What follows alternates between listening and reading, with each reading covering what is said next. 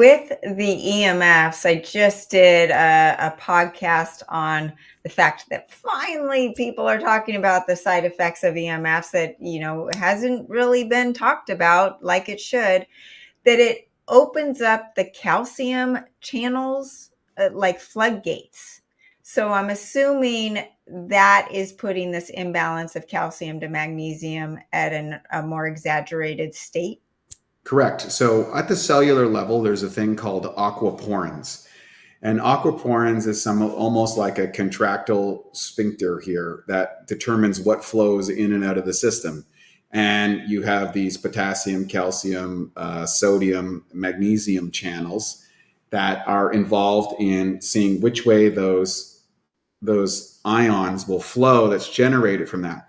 Essentially, our cells are electrical generators, and they're built on the electrical potential both outside and inside the cell, and that's regulated by hydration and minerals inside of the body, and that allows the cell to generate power, essentially. So if you get into the ATP, or the energy performance at the mitochondrial level, it's called electron covalent transfer.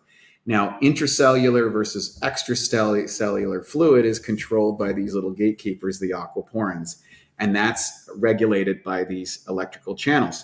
Yes, when you add a magnetic or electromagnetic frequency into the equation, just like if I take a magnet over a bunch of, metal pieces, or, on the ground, some nails or some file clip, some clips that you would put on your papers, or some staples, you'll see a change in the movement of those metal pieces. You can take a magnet and do this.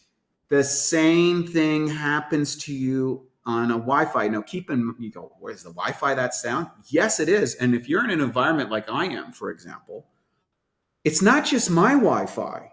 It's everybody's Wi-Fi. It's all of the phones. And now some people who are super sensitive are actually taking a counter through the house. And you'll find that these patterns tend in these S curves, and they'll magnify in certain parts of the house and be lower in other parts. So they're not straight line elements. Right. So you may find parts of the house that you don't feel good in, or you don't feel relaxed in. And almost always, if you take one of those little counters, you'll find that. Same as open plugs by your bedroom when you're sleeping can create dirty energy coming off the system because it's not grounded properly and it's radiating out. All of your electrical equipment. I know people that have to go hardline on everything because they're so sensitive to this. What I do know is people who have sufficient amounts of resources like magnesium, because your demand goes up, seem to become more resistant to those situations. It's not an absolute cure or an absolute solution, but we do what we want to do. My perspective on health, we can't control all the toxins. We can't control all the environment. We can't control all of these things. Although I am enthusiastic, supportive of what Mr. Kennedy is moving forward in the Maha unit. I think he's making some great strides. Shout out to him and his support to that about addressing some of these things that we've talked about for years. But for us as individuals, we have to make ourselves as resilient as possible. So we can control that. We can control our inner terrain. We can increase our vitality.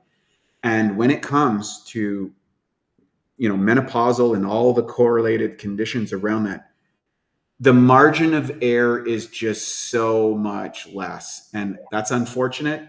It sucks. We can bellyache about it. We can drink wine and cheese with their girlfriends at night and say, oh my God, what's happening? It doesn't solve it. They got to listen to you, Sara, and do what your daily habits, your daily practices, address these things and take control of your health, because you can control that. And if you do, you reap the rewards. If you don't, all of those conditions are going to get amplified and worsen and really make the next half of life more unpleasant than it needs to be. Everybody wants to be 20 and vibrant and beautiful and feeling great. The reality is we all age. We just want to slow the aging process down and make those transitions as smooth as possible. Hey, I feel better at 49 than I did when I was 25.